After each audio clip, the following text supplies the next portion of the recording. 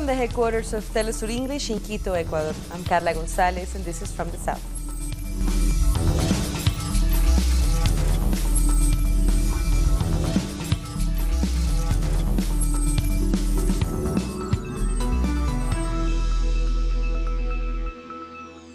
Press TV news anchor Marcia Hashemi has been arrested in the United States. She has since been transferred by the FBI to a detention center in Washington. No formal charges have been leveled against Hashemi, who is a U.S. citizen. She was arrested at St. Louis Airport when traveling to visit her ill brother. Reports have indicated that Hashemi had had her hijab removed against her will and that she was denied access to halal food. Relatives were unable to contact Hashemi for over 48 hours. In a New York courtroom, dramatic testimony in the case of El Chapo, alleging that the former Mexican president Enrique Pena Nieto accepted a $100 million bribe from Joaquin Guzman, the drug lord known as El Chapo. Speaking as a witness, Alex Cifuentes Villa, a Colombian involved with the drug trade, said that Pena Nieto offered to cancel a nationwide manhunt for Guzman in exchange for $250 million. El Chapo allegedly countered with $100 million. Supporters of a second Brexit referendum celebrated Theresa May's defeat in Parliament. Hundreds of people gathered outside the British Parliament on Tuesday to follow this vote. Carrying UK and EU flags, they cheered and celebrated the outcome. They say the people need to vote on Brexit again. Members of Parliament rejected May's withdrawal agreement with the European Union by 432 votes to 202. She lost by a huge number, far more than was predicted, and if she had got any sense whatsoever, then she would have not gone through that palaver. She would have just said, I will revoke Article 50. But she wouldn't. She's only interested in her own future and the Conservative Party. It was a resounding victory. We're very glad that the deal was voted down. Personally, I would have preferred the Parliament to have taken back control and have revoked Article 50. But I'm very happy. This is a first step. We need to have a people's vote. There needs to be a choice on the ballot paper between remain in the EU and Theresa May's deal. We now go live with teleSUR political analyst Tariq Ali, who will give us some insight into the latest Brexit developments. Hello, Tariq. What are the next steps anticipated for May's government? Yeah, well, I think this is a huge defeat. And historically, it is the largest defeat ever inflicted by the British Parliament on a prime minister. Had she done the decent thing, she would have resigned immediately and forced her party to elect a new prime minister or given way to a general election. She hasn't done that, but the scale of the defeat shows how isolated she is. And what she's going to do now will depend to a certain extent on the vote of confidence, which is going to happen later today. I think the Conservatives even the Conservatives who hate her, are so scared of a general election that they will back her. Even though they crushed her yesterday, they will back her today, which is their contradiction. And I'm not at all sure that the no confidence motion in her government will pass.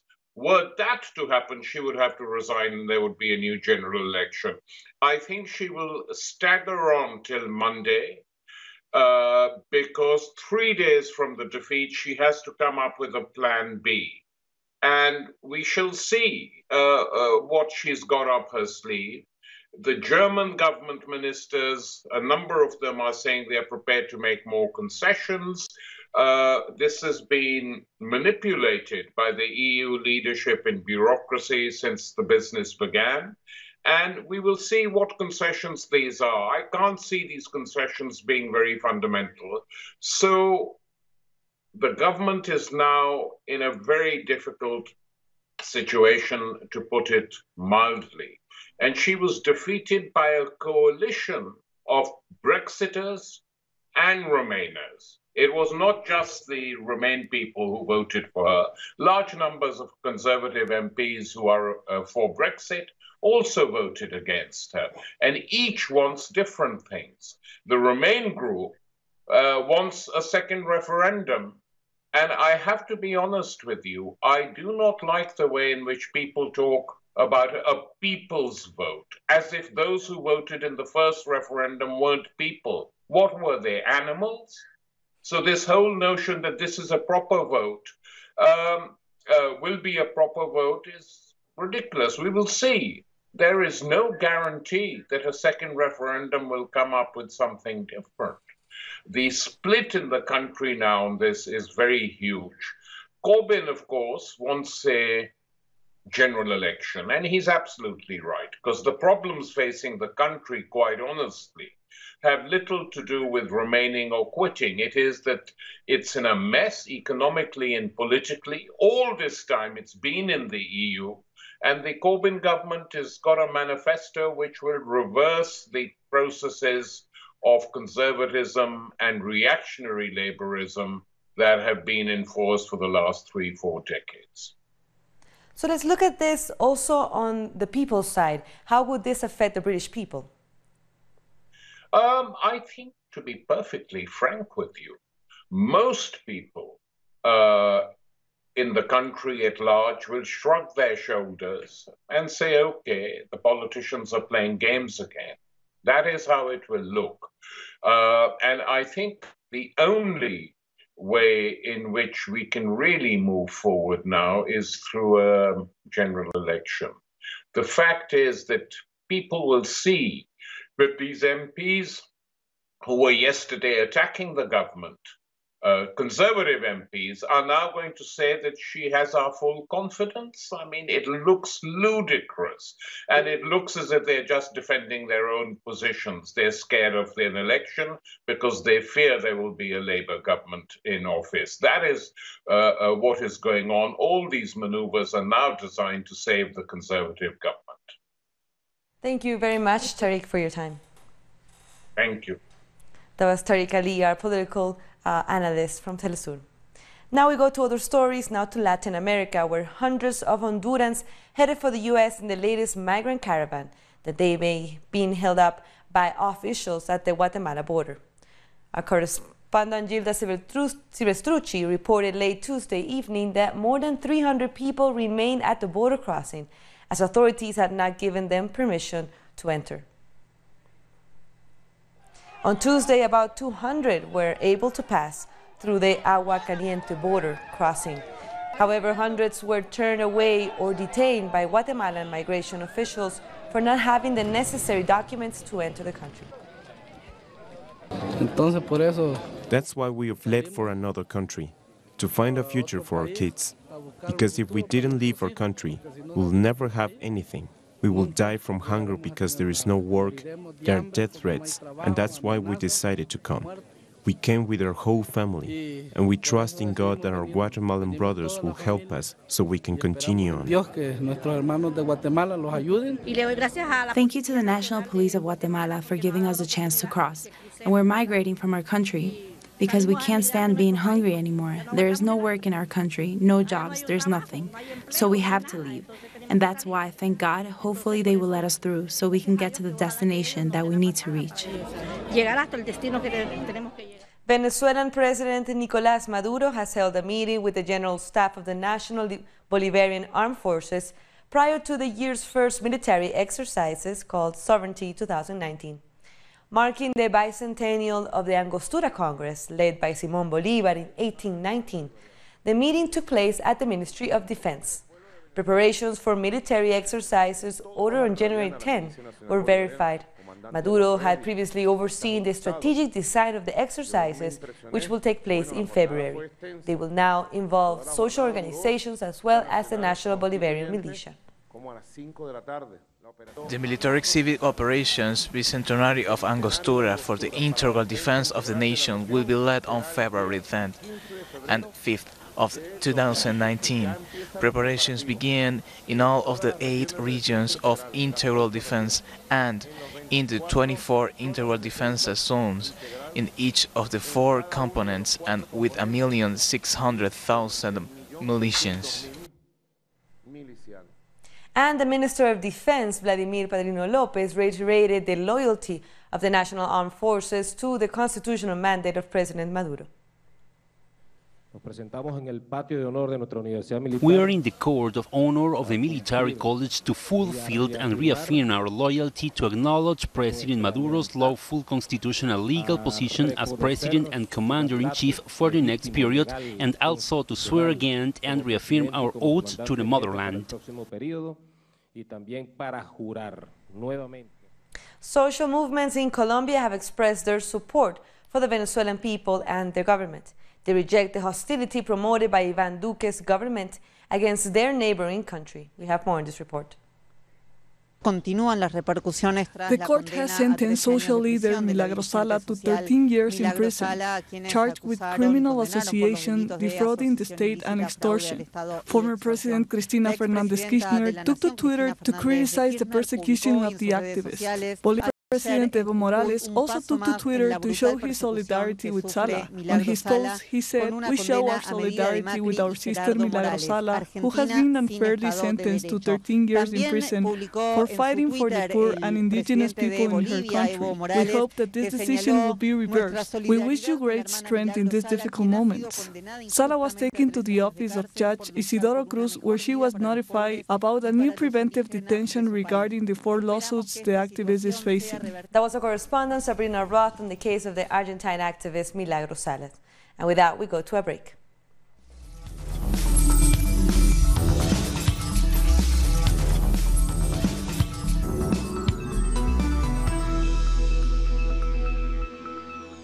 Welcome back. The Economic Commission for Latin America and the Caribbean unveiled their annual report, Social Panorama 2018, in Chile. The investigation reflects an increase in extreme poverty in the region. Research was carried out taking into consideration functional inequality, social expenditure, and labor and social inclusion. This facilitates an estimated projection on poverty and extreme poverty. The report stated that in 2018, poverty dropped to 29.6%, equivalent to 182 million people, 2 million less than in 2017. However, extreme poverty rates remains at 10.2%, or 63 million people, which is 1 million more than in 2017. In which cases do we have to look at extreme poverty carefully in Central America? Honduras, for example, is one of the countries where extreme poverty has increased, causing migration. This is because people don't have access to labor, income, or social service. Another femicide in Argentina has brought the total number of victims this year to 8. The 17-year-old was seized by a man last Saturday as she walked home from a night out with friends in the small town of Esperanza in the center of Argentina. The man later killed himself when the police arrived to question him. The young woman's body was found 300 meters from the nightclub she had been at. An autopsy showed she had been partly buried alive and died from asphyxia. She had not been raped. Feminist groups have gathered in Quito to defend their right to legal and safe abortion. Ecuador's National Assembly is set to resume the debate on a controversial law to decriminalize abortion in the cases of rape. Currently, Article 150 of the Penal Code prohibits abortion except when the mother's health is at risk and in cases of rape when the victim is mentally handicapped.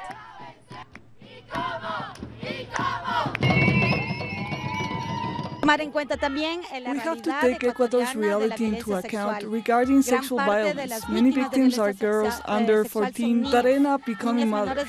They are forced to have a pregnancy that prompts an unlimited number of issues, and it is actually a torture for them. I am a father, I have a mother, I have sisters, and I have friends and nieces, and I don't want them to be put in risky situations, or to pay going to jail or with their lives, a mistake made by a man. I mean, not supporting women is like attacking all of us, because we all came from women. It is the minimum we can do. A Venezuelan scientist who is pregnant has joined an expedition in Antarctica. 6 months pregnant, Inés Melendez has joined the homeward-bound expedition made up by 80 female scientists. Melendez says that being pregnant is not an obstacle. On the contrary, she defends it as an inspiration to fight climate change. The expedition is set to boost women's leadership and visibility. And a group of artists in Panama are painting a mural in a bid to tackle xenophobia. The mural will show Jesus, Mary, and 5 young people, representing the 5 continents in a boat together. It will be unveiled at the upcoming visit of Pope Francis in the end of January.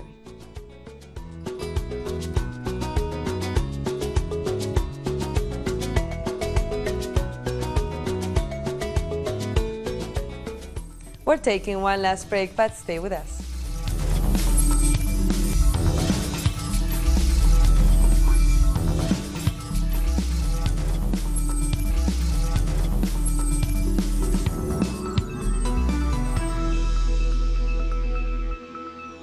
Welcome back.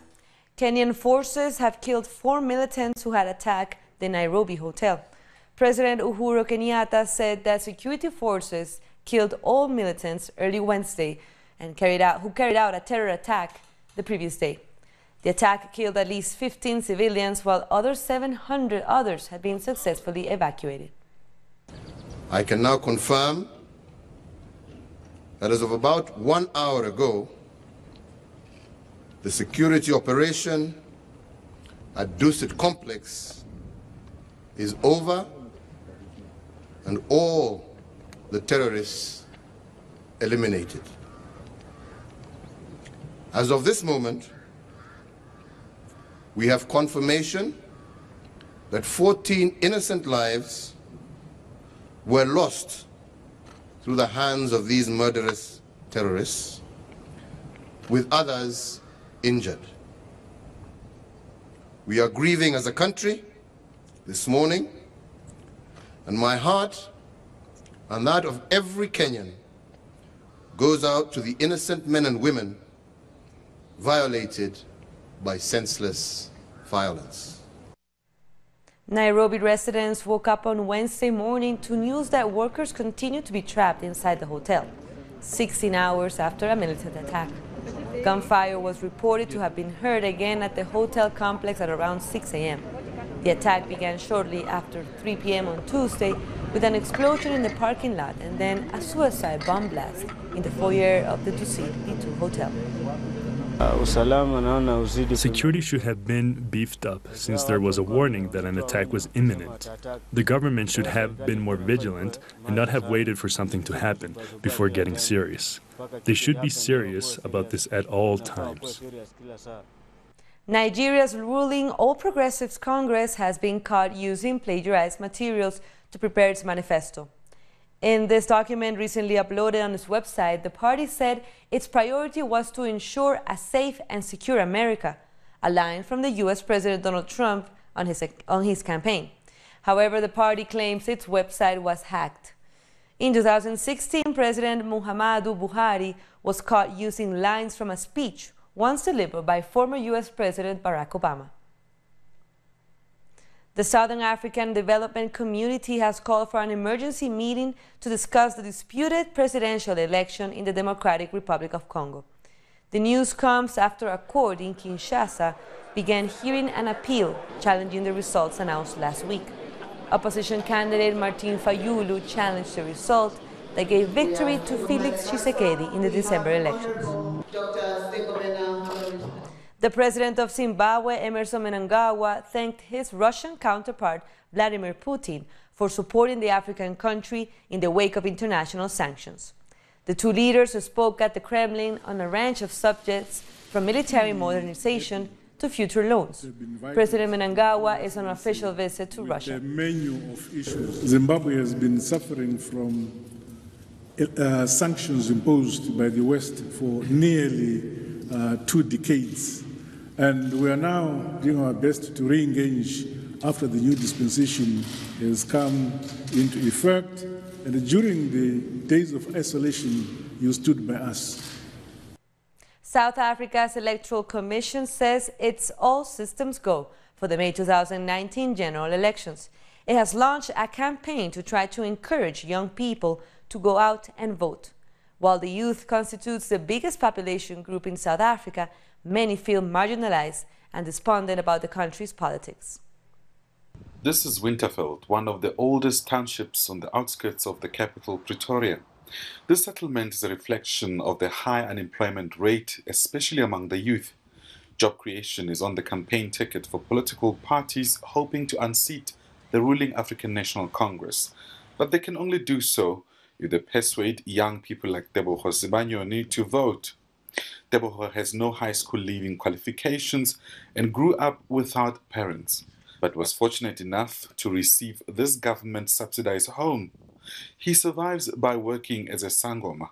He's an urban shaman who accepts trainees who have a spiritual calling as he did when he was a teenager. But the money he makes here is not enough because of the high cost of living. So will he vote to realize the change he wants? I'd like to get a job, and I'd like to see development in my community and the country as a whole. So I will vote ANC, because I'm not inspired by other parties. All they do is fight. Political parties contesting the elections in the next few months often talk about their plans to help jobless university graduates. These young men who live a short distance away from Tebogo's home say they feel marginalized. I'm hoping for job creation, whether we are educated or not. And those who want to further their studies must be given bursaries to do so. We look for jobs, but there is no breakthrough. Others are still optimistic in the face of the high unemployment rate. Tsietsima Semola says the governing party has disappointed him, but he's still inspired to vote. They have disappointed me, but that's how it goes. At least our grandparents get the social grants, and they help us at home when I don't make enough money. Many social ills, including the effects of the marginalization of black people before 1994, still breed a highly unequal society. Perhaps it's time for politicians to rethink their approach towards the youth if they want to see them at the polls. Matiwa Mahlachi, teleSUR, Winterveld, South Africa. In other news, Palestinian President Mahmoud Abbas has said the Israeli occupation is an obstacle to the development of the Middle East. Speaking at the United Nations headquarters in New York, Abbas also renewed his commitment to a two-state solution. Palestine is heading the Group of 77, a coalition of 134 developing nations. Authorities in Germany have confirmed that they will place far-right party The Alternative for Germany under observation over the party's alleged links to extremism. The Federal Office for the Protection of the Constitution says a number of official statements by the party go against the democratic order.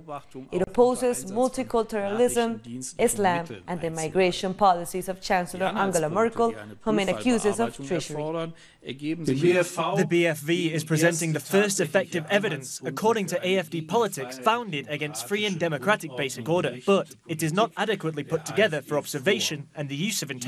According to scrutiny, evidence shows that a large number of problematic statements from officials and other AFD members have been made. Especially relevant is the fact that every statement is stipulated with a guarantee of human dignity. It refers not only to nationalistic statements, but also to statements hostile to Muslims, as well as other foreigners and minorities. French President Emmanuel Macron's national debate tour started on a sour note after he was jeered by angry citizens at his first stop in the region of Normandy. I don't think that debate he is offering is the one we're asking for, as Yellow Vests. He's not asking the right questions. He's trying to create a smokescreen and distract our attention. But we're here, we're awake, and we're not going anywhere. And with that, we come to the end of this news brief, but you can find these and many other stories on our website at telesurenglish.net. For our viewers in Africa, we are on Starsat channel 461 in South Africa and 539 in Nigeria. And we're on social media as well. For telesur English, I'm Carla Gonzalez. Thank you for watching.